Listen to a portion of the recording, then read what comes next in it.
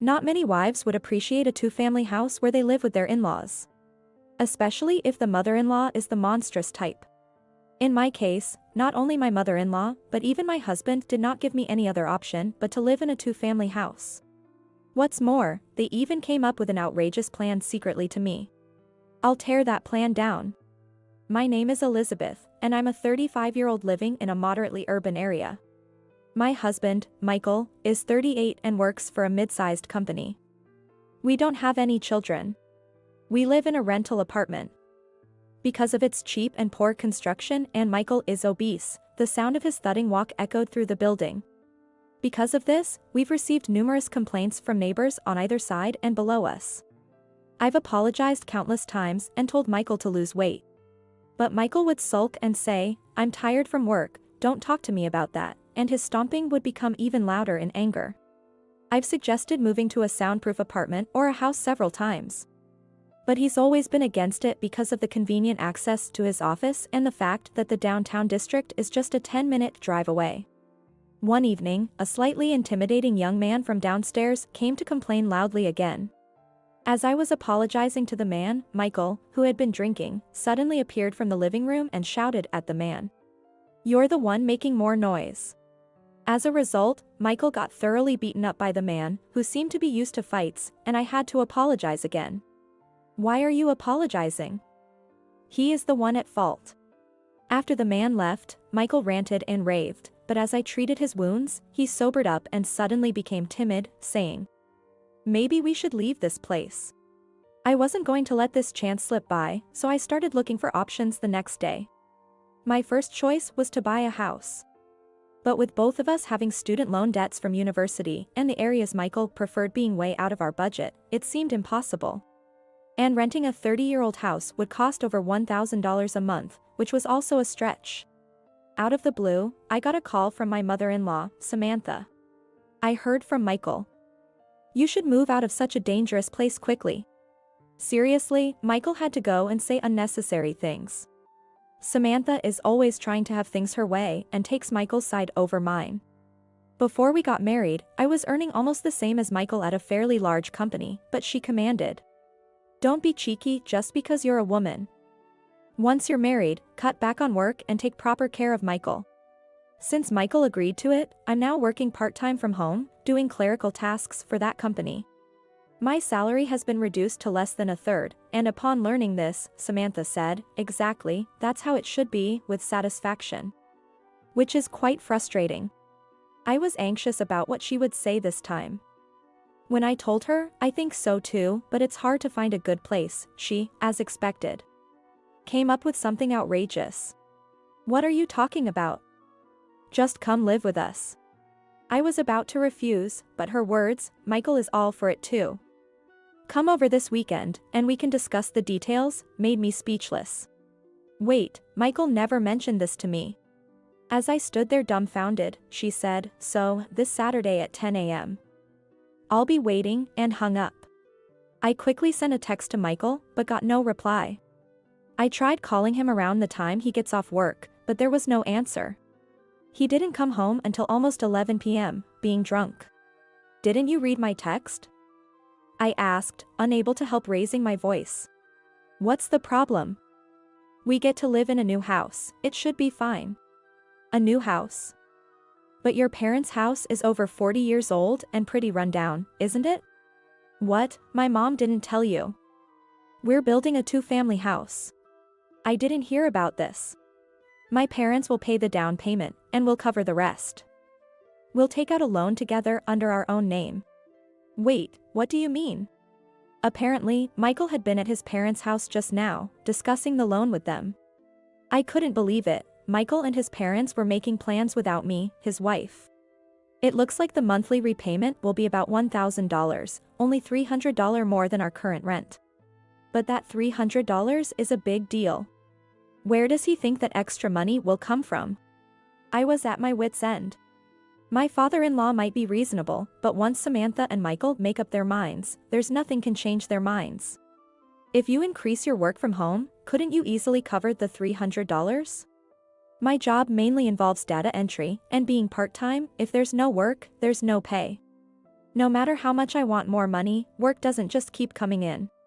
I've explained this to him numerous times, but he just doesn't get it. Moreover, knowing the approximate monthly payments suggests that the discussions have advanced considerably, right? I also felt uneasy about Michael suddenly wanting to move back to his parents' house, despite his previous reluctance to move. The fight with the young man downstairs was definitely a major factor. But I'm really concerned about him easily agreeing to a two-family house where we'd bear most of the expenses. I had a bad feeling and became very scared of going to his parents' house over the weekend. When we went to his parents' house over the weekend, Samantha, all smiles, said, "Let's live together in a two-family house." I've even got a salesperson from a major homebuilder here to discuss it, having thoroughly prepared by inviting a salesperson. The salesman laid the blueprints in front of me and started with an explanation of two-family house. He described the separate type, characterized by having duplicate facilities like kitchens and bathrooms for each family. He then went on to explain the shared type, where only some facilities are shared between the two families. And the integrated type, which involves sharing all living spaces. Of course, I preferred the separate or at least the shared type, but Michael and Samantha wanted the integrated type. "It's better because we can live more closely together," Samantha said. "Plus, it'll be much cheaper to build," Michael added. "While it's good to save on construction costs." But I didn't want to, or rather couldn't, get along well with Samantha. Also, it's more convenient for childcare in the integrated type, right? "I'll take good care of everything," she added. Childcare? Michael and I had given up on having children after years of trying. I had explained this to Samantha, and yet she mentioned childcare?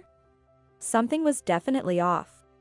Seeing me fall silent, Michael hastily said, "I mean, maybe we might have kids in the future," trying to cover up. Sure, it's not impossible, and having grandparents around could be convenient for childcare, but... However, there was a significant issue with living in his parents' house that went beyond deciding on a two-family house. The mobile phone signal was very poor. Calls would drop or be filled with noise. It seemed to be because their house was surrounded by large buildings. Moreover, there was an old rumor that electromagnetic waves from mobile phones are very harmful to the body. Even though mobile phones are now manufactured according to strict safety standards. Samantha still believed in that rumor and had no intention of improving the signal situation. But this was a problem for me. My data entry work often comes at the last minute, and I rely on my phone to receive instructions and ask questions while I work furiously. This phone is provided by my company, and they cover the costs. Calls can last up to 30 minutes per job. So not being able to use my phone and having to resort to a landline would be a big problem because of the call charges. But neither Michael nor Samantha understood the severity of the situation. They don't use their phones much at home, so they don't see the big deal if the connection is poor. However, I couldn't back down here. "Listen, if we move here, I won't be able to do my job. That means we won't be able to pay the mortgage. We really can't live together," I pleaded with Michael. Then Michael clicked his tongue. The two-family house we were planning to build would be under both our names, and we were supposed to pay the mortgage separately. According to him, this was because it would allow us to double the mortgage tax deduction, thus saving more on taxes. But there was actually another reason. I was surprised that all this had been decided without me, but at the same time, if I didn't agree, the contract couldn't proceed. So I ignored Michael's click of the tongue and stubbornly held my ground, managing to put the discussion on hold for now. I was hoping this whole thing would just fall through. Under no circumstances could I work in a place with poor phone reception, and I wanted to avoid living with Samantha at all costs. But contrary to my wishes, Michael and Samantha kept expanding the plan. They said, "The parents' room will be on the sunny second floor, we'll install an elevator considering future needs for caregiving and wheelchair access, the kitchen, bathroom, and toilets will be on the first floor." Wait, an elevator? I found out that a home elevator could cost between $30,000 to $40,000. Not to mention, they conveniently took the second floor for themselves, meaning they'd use the elevator multiple times a day. Which would increase the electricity bill and incur annual maintenance costs. I doubted his parents would cover those costs.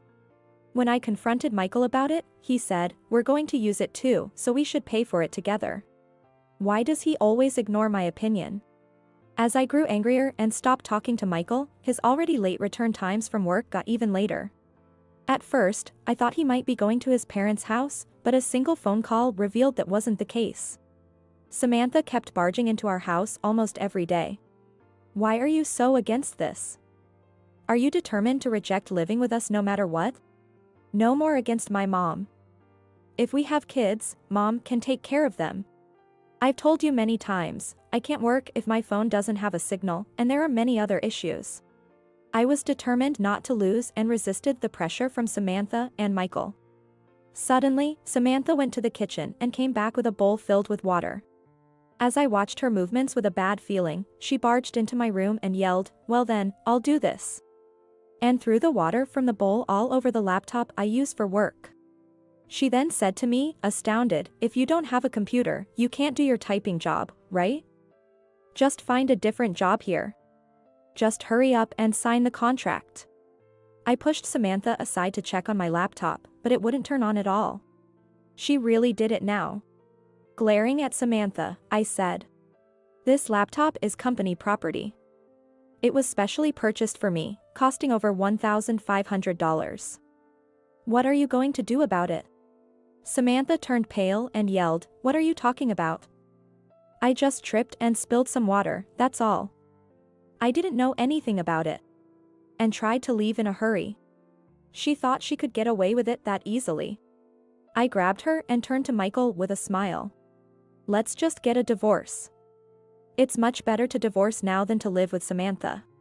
Since I had never mentioned a divorce before, both Michael and Samantha were shocked. "Wait, just hold on a minute. This is so sudden, we haven't even signed the contract yet." "Oh, so we can divorce after signing the contract?" "No, that's not what I mean." Seeing Michael falter, I pressed on. "I know everything. You plan to make the two-family house jointly owned and then make me pay half the mortgage before divorcing me. How did you know that?" "Because Emily called me." Mentioning Emily made Michael turn pale. "Your dear Emily called me the other day, asking me to hurry up and divorce you." Yes, Michael was having an affair with a younger woman named Emily, who was even pregnant. According to her, Michael had promised to divorce me and live together in the new two-family house, saying it would be fine because Samantha could take care of the baby. "Did she really tell you all that?" As Michael panicked, I continued. "No wonder you wanted it to be jointly owned. By having separate mortgages, even if we divorced, I'd still have to pay my share. The tricky part about joint mortgages is that divorce doesn't exempt either party from their payment obligations. Though child support might offset some of my payments, it wouldn't eliminate them entirely." Looking at Samantha, she avoided my gaze and said, "It's because you won't give us grandchildren." As I expected, Samantha knew about Emily and her child and was planning to welcome them into the home. "Oh, so it's all my fault? But you couldn't afford to divorce before the mortgage contract for the two-family house? Which is why you were in such a hurry to get the contract signed." Both Samantha and Michael looked down, biting their lips. I said to Michael, "If you don't agree to the divorce now, you won't be able to marry Emily.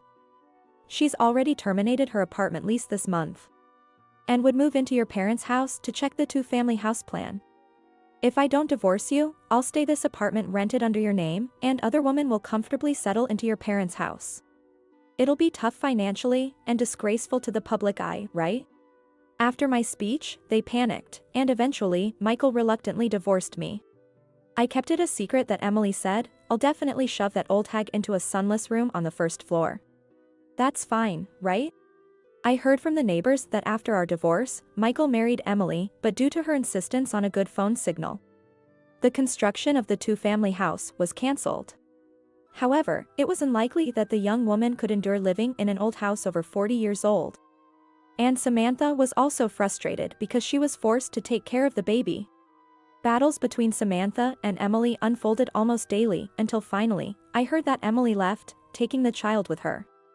Now, I've heard that Michael can't sleep over property division payments to me, living expenses and divorce litigation filed by Emily, and potential child support, all while dealing with the mess he's created. Emily, too, seems panicked by the fact that she had to raise her child by herself. While Samantha intends to make Michael cover the compensation for my laptop she destroyed by pouring water on it. Lately, cars with real estate company logos are often spotted at their house, so they're probably planning to sell it. Too bad. Currently, I'm staying at my parents' house for a while, having been reinstated as a full-time employee from part-time and working hard. I've recently become close to a male colleague who's a divorced single father, and I'm gradually getting to know his child better. I dream of one day becoming a family of 3 with them,